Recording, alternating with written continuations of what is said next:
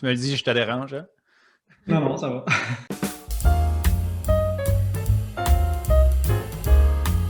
Bonjour tout le monde, bienvenue encore une fois à un nouvel épisode de Entre deux ventes. Donc, nouvel épisode, nouvelle coupe de cheveux, mais aussi nouvel invité. Aujourd'hui, j'ai le privilège d'avoir mon collègue et expert en croissance des ventes, Éric Dionne. Donc, bonjour Éric.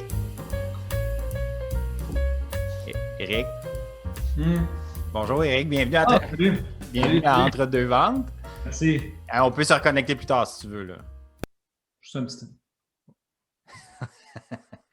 Donc, Éric, je t'ai invité aujourd'hui parce que dans le dernier épisode de Entre deux ventes, je parlais avec notre directrice marketing, Emeline. Je t'arrête entre deux ventres. C'est parce que ce que tu m'avais dit, que c'était entre deux ventres et qu'on allait parler de régime alimentaire. Je comprends pas, là. C'est une super bonne idée de spin-off, Éric. Je salue ta créativité. Donc, Entre deux ventres, qui peut être l'édition sur l'alimentation et l'exercice. Je vais te laisser ça entre les mains, Éric, vas-y. Parce que je suis un peu déçu, là. Je devais être interviewé par Oprah. Moi, ce matin, j'ai cancellé pour être avec Jonathan Slakis. Puis là, je ne sais pas si tu as fait ce qu'on m'avait dit, mais bon, bien.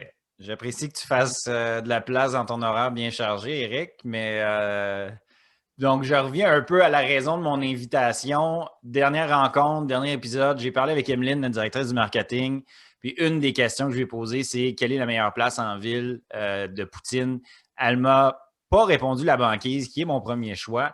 Tu t'en es mêlé dans les commentaires sur LinkedIn, donc écoute, c'est quoi ton problème? En fait, je trouve que si je peux te parler directement, là, je trouve que tu as manqué de professionnalisme. La banquise, bon, OK, je n'ai rien contre la banquise, mais en fait, c'est comme deux publics, là, je pense, sont très de niche. C'est les touristes français à Montréal ou les gens qui sont pas en état de conduire à 3 heures du matin. OK. Donc, pour moi, mais ça ne représente pas vraiment l'essence d'une vraie poutine. Je pense qu'il y a des places qui sont beaucoup plus adéquate, qui représente beaucoup mieux le patriotisme québécois. Alors, c'est quoi une bonne poutine pour toi? C'est quoi la recette secrète, le succès d'une poutine, c'est quoi? Parle-moi pas là-dessus. Fait que là, première chose, le fromage râpé, c'est non. Je suis d'accord, 100%. Okay. Deuxième chose, très importante, ça prend des frites qui sont un peu sucrées. OK. Très, très, très important. Pas des frites congelées, là. Ça ne fonctionne pas du tout. Fraîche et un peu sucré, intéressant. Exactement. Et la chose la plus importante, c'est la température de la sauce. Je pense que c'est quelque chose qui est pas assez pris au sérieux, je dirais, par la plupart des gens, la température de la sauce.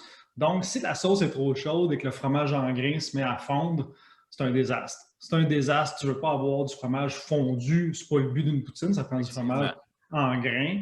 Et quand on la mange, on veut que le fromage soit encore en grains et non pas comme une guimauve fondue à terre dans le fond d'un camping. Puis il faut comprendre aussi que ça nous prend une bonne qualité de fromage en grains là, pour ça. Exactement. Tout comme en vente, ça nous prend une bonne qualité de client. On pourrait faire du pouce là-dessus. Là. Absolument. C'est ça. En fait, il y a une analogie intéressante à faire entre la poutine et les ventes, aussi drôle que ça puisse paraître, mais puis je ne sais pas si tu vas être d'accord avec moi, on pourrait se dire que les frites, en fait, on veut une frite un peu sucrée, mais de qualité. On veut avoir des représentants, des représentantes de qualité. On veut avoir une sauce, une bonne sauce. Moi, je vois une bonne structure, une bonne approche, une bonne démarche systématique, répétable, qu'on va s'assurer que la poutine elle goûte pareil à chaque fois qu'on la mange. Et finalement, le fromage en grains de qualité. Donc, on veut des prospects puis des clients de qualité. J'aimerais ça t'entendre là-dessus. Comment on pourrait faire pour s'assurer d'avoir toujours un bon pipeline rempli de fromage en grains de qualité dans une entreprise? Mais comme tu le dis si bien, ça prend les trois éléments. Hein. Un ne va pas sans l'autre. Le meilleur fromage au monde avec la sauce trop chaude, ça ne fonctionne pas. Donc, ça prend la bonne qualité d'opportunité, la bonne qualité de prospect. Et je pense que c'est un élément qui est extrêmement important et souvent négligé par plusieurs entreprises. Plusieurs entreprises se targuent, selon moi, d'avoir un département des ventes qui, selon eux, va très bien. Ah, on a trop de ventes, on ne fournit pas. Ouais, mais la qualité des prospects, est-ce qu'elle est là? C'est pas normal dans une entreprise où la production va très bien, on ne fournit pas la demande, mais qu'on fait des escomptes, où nos marges ne sont pas celles qu'on voudrait, on n'en profite pas pour augmenter les marges. Fait qu'on ne peut pas augmenter la quantité de fromage dans la poutine pour cacher que notre sauce puis nos patates sont pas bonnes. C'est ça que tu veux dire. Exactement. Voilà. J'aurais pas pu mieux dire. Excellent. Ben, écoute, Éric, je vais inviter à tous ceux qui regardent ça, qui aiment la poutine, puis en plus qui aiment l'approche d'Éric à s'assurer qu'on ait nos 3 niveaux, si on veut, de qualité, d'avoir une bonne poutine à l'interne. Ajoutez Éric sur LinkedIn. Profitez-en. Si on ne se connaît pas, ajoutez-moi aussi. Et puis, Éric, je voudrais te remercier beaucoup, encore une fois, d'avoir fait du temps dans ton agenda bien chargé pour nous parler de poutine et de vente.